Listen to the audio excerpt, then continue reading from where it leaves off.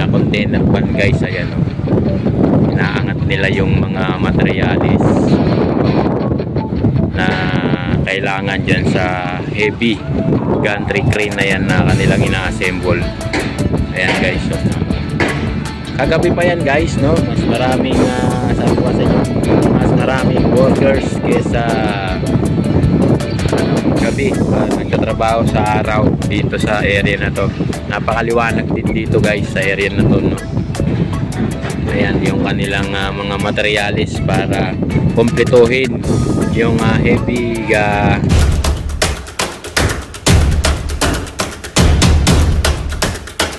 magandang araw sa inyo lahat guys, no? Ito na naman tayo, no? Welcome back na naman po sa aking YouTube channel, no? Regarding dito sa PNR Santa Rosa, Laguna. Pasensya na kayo guys, medyo malakas yung hangin dito sa aking kinalalagyan ngayon at medyo maingay. Bukbukan kasi, ano, ang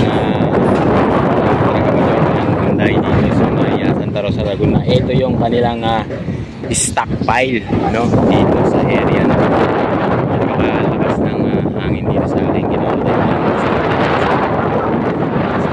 building. Ito yung area Hyundai, no, dito sa Santa Rosa.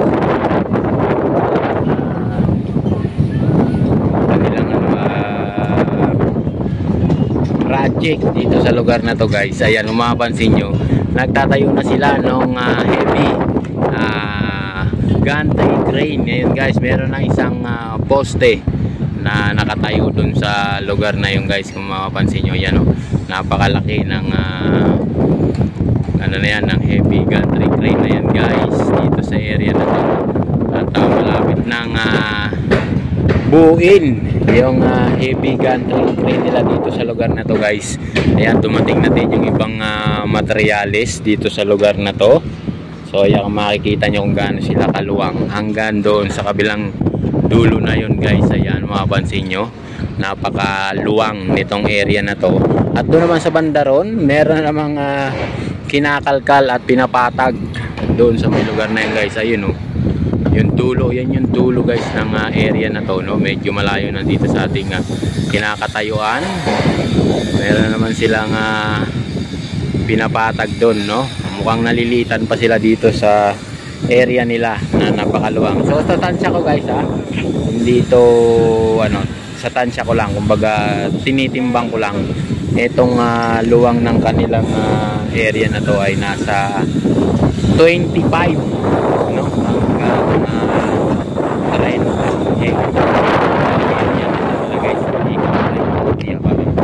Hanggang 30 yan. Hanggang doon yan. Ayun, hanggang doon yan. Hanggang doon yan guys. Ayan, hanggang doon yan sa may highway. Ayun, hanggang doon sa may highway yan sila guys. Yung kulay blue na yan na building,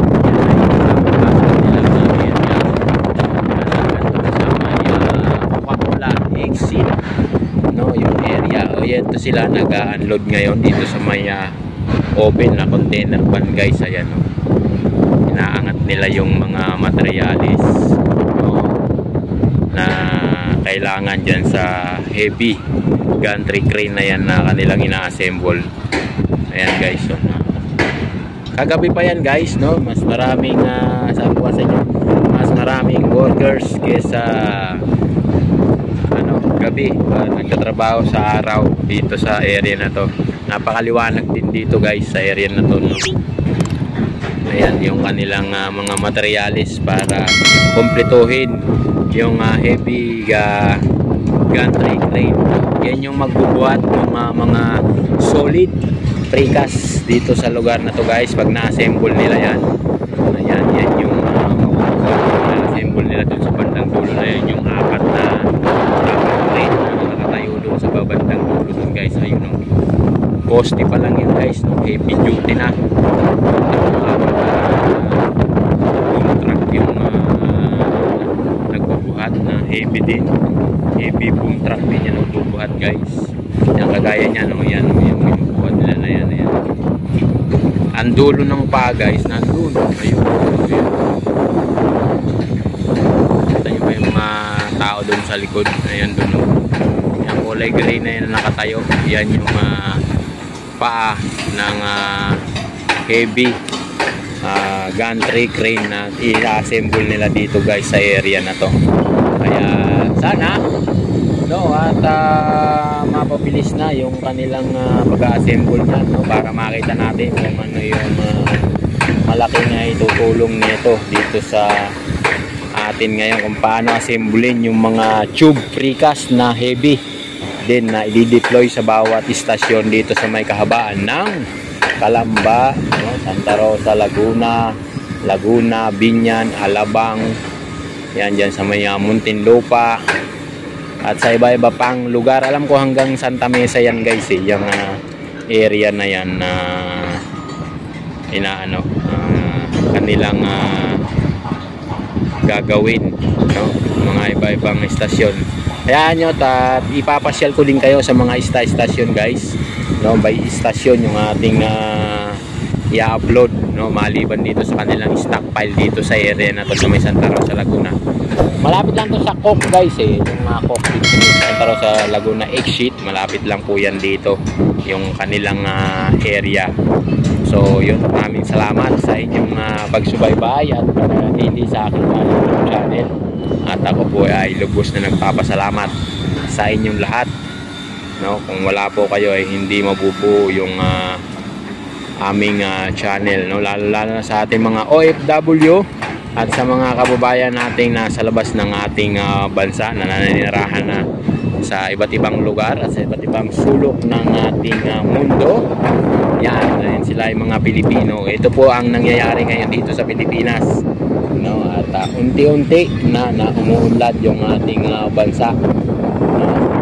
Tulong nila Ma'am Inday Sara ni BBM, Apo BBM at legacy Pangulong nagdaang Duterte, na talaga naman sila yung tumatak ngayon sa ating bansa na nakapagpatuloy ng ating mga ganitong proyekto. Ito po ay hanggang Bulacan po to, yung MRT 7 at ang itong line 3 ng MRT, line 1, line 2 at katulad nitong mga tren dito sa iba't ibang bahagi ng ating bansa, lalo na sa Bicol guys, so Legazpi. Napakaganda nung tren nila doon guys, Meron akong napanood sa YouTube na talagang maluwang yung tren, talagang komportable ka pagka sumakay ka sa tren. Makaluwag na makalinis. Bago kasi yung mga bagun na ginagamit nila guys, at talaga namang masisihang ka sa mga.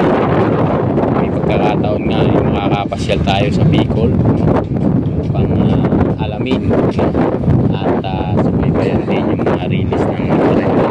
So sana magawa na yung parang Calamba to Bicol. So yan, siguradong abangan natin yan. Kaya lubos ang ating pasasalamat sa inyong lahat, sa mga sumusubaybay sa aking YouTube channel. Sana po ay hindi kayo magsawa sa aking mga ina-upload sa aking YouTube channel guys, at maraming salamat po sa inyong lahat. Ayan, at sa mga sumusubaybay, at sana po ay huwag niyong kalimutang mag-subscribe, like and share po sa aking YouTube channel.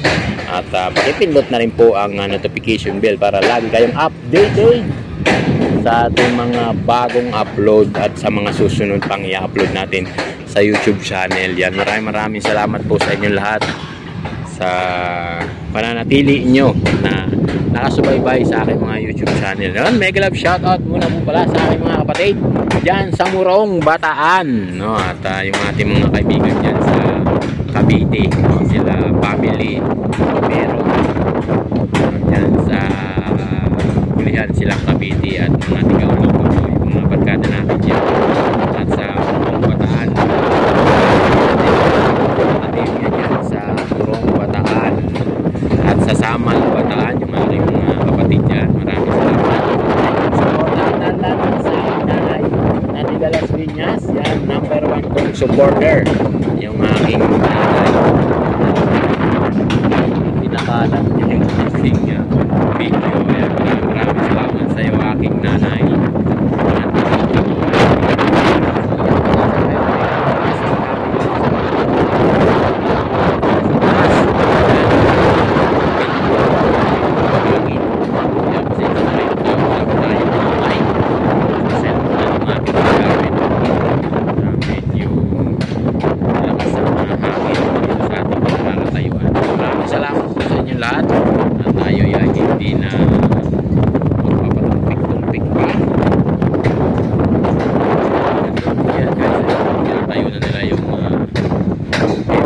rin ng poste pa lang yun guys. Pero ilang truck yung nagtutulong-tulong doon, 4. Meron kabigat yung heavy gantry na kinakabit nila yung pambuhat ng mga heavy tube ng concrete ng precast. So yun, maraming salamat po sa inyong lahat. Ayan, nandito na naman tayo at patuloy na sumusubaybay sa aking YouTube channel. Thank you very much po. Ako ay magpapaalam na at mahangin dito sa taas. Ayan, bye-bye.